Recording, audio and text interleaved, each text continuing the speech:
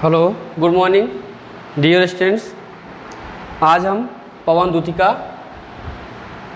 काव्य पाठ में आगे पाठ का अध्ययन करेंगे और इसमें 5वें से 4 तक हो चुका था और आपको पिछले की वीडियो में जो भी आपको ना समझ में आया होगा आप उसे पूछ सकते हैं, जो भी आपको इसमें समझ में ना आया हो। आगे देखिए 5वें से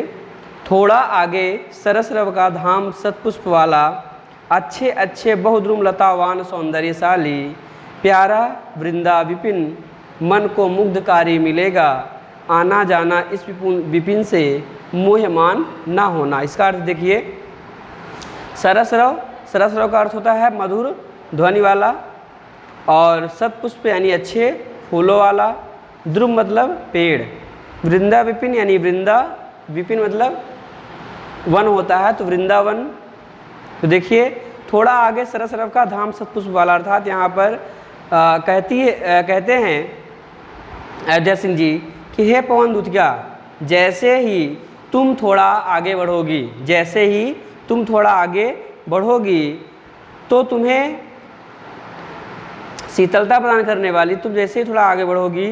तुझे रास्ते में वृंदावन नामक उपवन मिलेगा। देखिए थोड़ा आगे सरसरव का धाम सतपुष्प यानी जैसे तुम थोड़ा आगे बढ़ोगी तुम्हें वहाँ पर वृंदावन नाम का उपवन मिलेगा, जहाँ पर सरसरव अर्थात कि जहाँ पे मधुर ध्वनि सुनाई देगी तुम्हें, और सतपुष्प वाला अर्थात अच्छे फूलों वाला। देखिए थोड़ा सा आगे बढ़ोगी तुम्हें वृंदावन मिलेगा, जहाँ पर मधुर ध्वनि की कोलाहल होती रहेगी, ध्वनि होता दिखाई देगा, सुनाई देगा, और सतपुष्प अच्छे अच्छे फूल से लगे हुए लताएं, वाटिकाएं, वन मिलेंगे, अच्छे अच्छे बहुद्रुम और अच्छे अच्छे सुंदर सुंदर बहुद्रुम यानी बहु मतलब अनेक प्रकार के द्रुम मतलब वृक्ष, लतावान जो लताओं से युक्त रहेंगे, लताओं से आच्छादित रहेंगे, सौंदर्यशाली अर्थात जो सुंदर देखने में बहुत ही सुंदर लगेंगे और बहुत ही सुंदरता प्रदान करने वाले होंगे। प्यारा वृंदा विपिन अर्थात इस प्यारे वृंदा विपिन यानी वृंदावन में जाना मन को मोह मुग्धकारी मिलेगा, अर्थात जब यहाँ पर तुम जाओगी प्यारे वृंदा विपिन में तुम्हें वहाँ पर मन को मोह लेने वाला,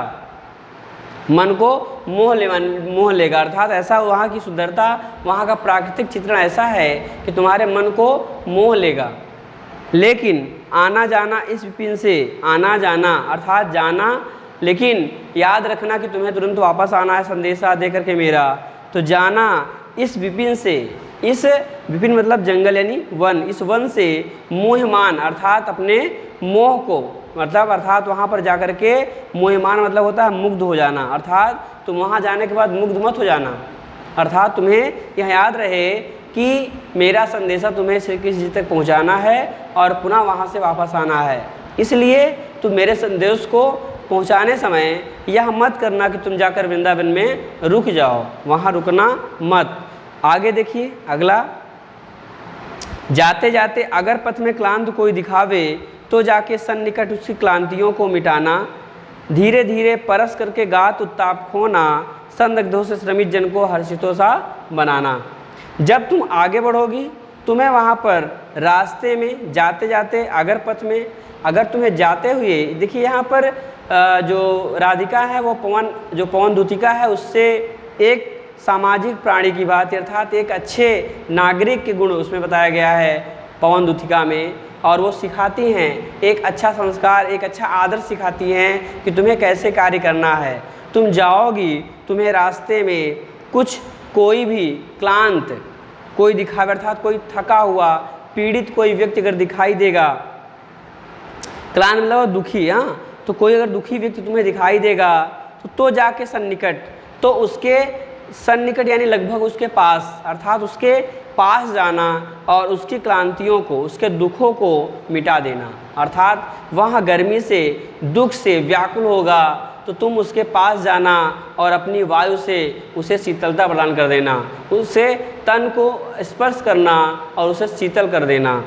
उसके दुख को जो तपन है गर्मी से उसको दुख पीड़ा मिल रही है उस पीड़ा को तुम दूर कर देना। धीरे धीरे परस करके, धीरे धीरे परस मतलब वायु करके, अर्थात कि धीरे धीरे परस करके, धीरे धीरे परस मतलब स्पर्श करना, धीरे धीरे स्पर्श, परस मतलब स्पर्श करना, धीरे धीरे परस करके गात, गात मतलब शरीर, उत्ताप अर्थात जो गर्मी से व्याकुलता है, उसके शरीर का जो ताप है, जो पीड़ा है, उसे उत्ताप अर्थात जलन या तपन, उसके उत्ताप को खत्म कर देना, उसके जलन को, उसके तपन को, गर्मी से जो वह तप रहा है, उसका शरीर जो तप रहा है, जल रहा है, उस तपन को, उस पीड़ा को दूर कर देना। संदग्धों से श्रमित जन को हर्षितों सा बनाना और अपने सुगंध से उस श्रमित को, थके हुए लोगों को हर्षितों सा प्रसन्नचित कर देना, आनंदित कर देना, अर्थात अपने सुगंध से उस थके हुए व्यक्तियों को आनंदित कर देना। इतना मेरा कहना तुमसे है कि तुम संदेशा लेके जाना, लेकिन तुम्हें रास्ते में कोई भी पीड़ित दुखी व्यक्ति दिखाई देगा, तुम उसके थकान को दूर कर देना, उसके पास जा कर के उसके शरीर में जो तपन है गर्मी से, वहाँ व्याकुल है, उसकी तपन को दूर कर देना, उसके शरीर को स्पर्श करके उस अपने सुगंध से उसे प्रसन्नचित कर देना, उसे प्रसन्नचित कर देना। आगे देखिए अगला क्या है, 7वां, लज्जाशील पथिक महिला जो कहीं दृष्टि आए, होने देना विकृत वसना तो न तू सुंदरी को, जो थोड़ी सी श्रमित वहाँ हो गोद ले सरित खोना, शांति खोना, होठों की और कमल मुख की म्लानताएं मिटाना। आगे देखिए लज्जाशील पथिक, अगर आगे बढ़ना, यहाँ पर फिर राधिका ने अपनी दूतिका पवन से क्या कहती हैं कि लज्जाशील, तुम आगे बढ़ोगी, उससे आगे बढ़ोगी, तुम्हें कोई लज्जाशील स्त्री दिखाई देगी, जो लज्जाशील होगी, जिसे लज्जा होगी, उस महिला, उस पथिक महिला के पास जाना।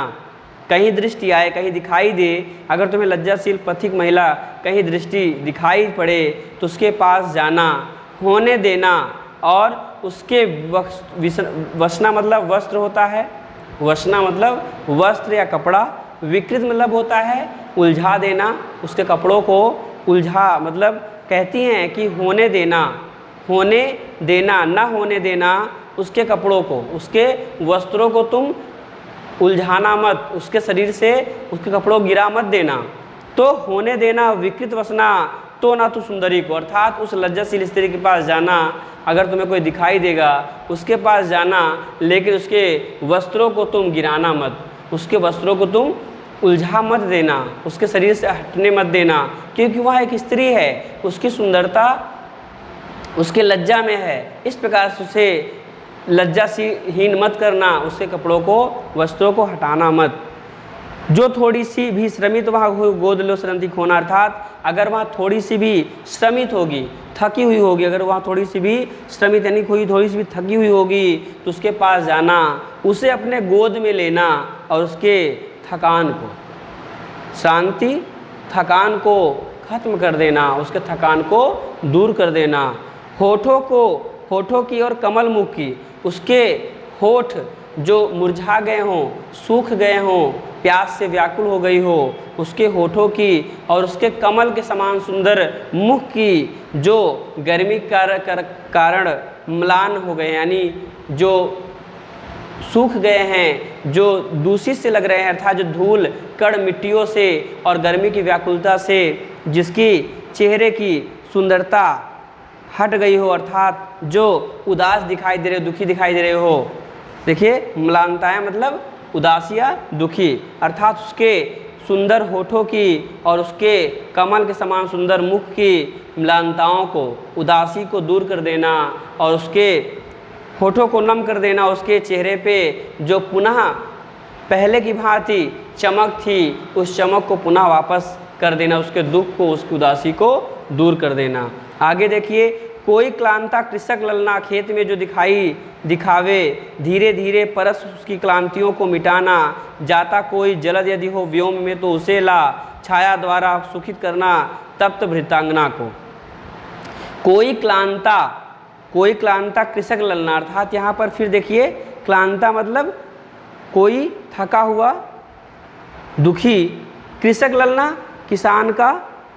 कृषक ललना अर्थात कृषक बालक खेत में जो दिखाई दे, अर्थात जब तुम आगे बढ़ना तुम्हें कोई दुखी किसान का पुत्र दिखाई दे उसके पास जाना, धीरे धीरे परस, धीरे धीरे उसे स्पर्श करना और उसकी क्लांतियों को अर्थात उसके पीड़ा को, उसके दुख को मिटा देना। आगे देखिए, जाता कोई जलद यदि हो व्योम तो में तो उसे ला, अर्थात जब तुम जाना और तुम्हें कोई कृषक का पुत्र, किसान का कोई पुत्र दिखाई देगा जो दुखी होगा, उसके पास जाना, उसे स्पर्श करना और स्पर्श करने के बाद उसके दुख को, उसकी पीड़ा को दूर कर देना। और यदि तुम्हें आकाश में जाता कोई जलद, जलद मतलब होता है बादल, जाता कोई जलद अर्थात तुम्हें आकाश में कोई जलद यानी कोई बादल जाता हुआ, व्योम मतलब आकाश अर्थात जाता कोई जलद यदि हो व्योम में तो उसे ला, व्योम मतलब आकाश में कोई बादल अगर जाता हुआ दिखाई देगा तो तुम्हें उसे ला करके अपने से उसे वापस ला करके छाया द्वारा छाया कर देना, सुखित करना, छाया से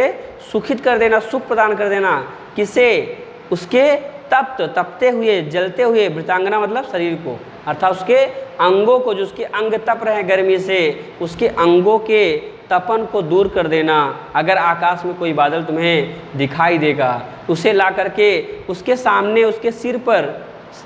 सिर पर सामने कर देना, जहाँ से उसे धूप ना लगे, और उस बादल की छाया से उसके शरीर को शीतलता प्रदान कर देना और अपने वायु से उसे शीतलता प्रदान कर देना। उसके शरीर के जलते हुए, गर्मी से व्याकुल शरीर के तपते हुए अंग को, कष्ट को दूर कर देना। धन्यवाद।